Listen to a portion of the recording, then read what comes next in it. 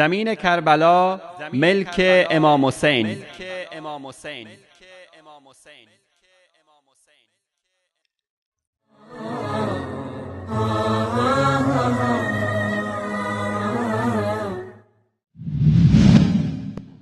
امام حسین وقتی آمد کربلا اول زمین کربلا رو خرید. گفت من نمیخوام خون من تو زمین مردم ریخته بشه.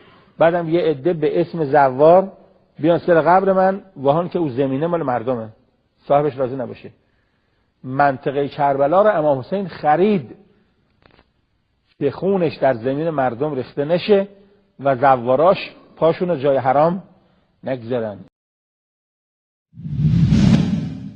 جناب حجت الاسلام، این یکی را نشنیده بودیم. اولا زمین کربلا یک صحرا بود، مالکی جز الله متعال نداشت. ثانیاً امام با چه کسی این معامله داد و ستد را انجام داد؟ نام و نشان فروشنده و سند زمین و مبلغی که امام تحویل داد. لطفاً همه اینها را با مدارک ارائه نمایید. بینندگان محترم، ببینید که دروغگویی برای این آخوند و امثال وی حتی از نوشیدن آب هم راحت تر است. البته اینها موظفند هر طوری شده بتوانند اشک مردم را در بیاورند. زیاد پایبند راست و دروغ قضیه نیستند.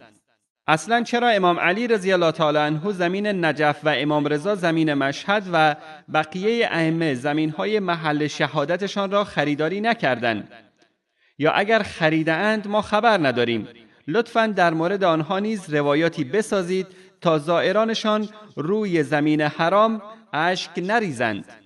آخر غلو و خرافات هم اندازه‌ای دارد.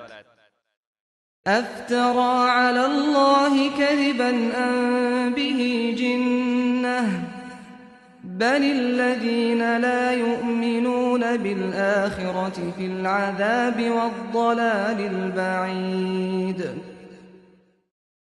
آیا بر الله دروغ بسته یا دچار جنون و دیوانگی است؟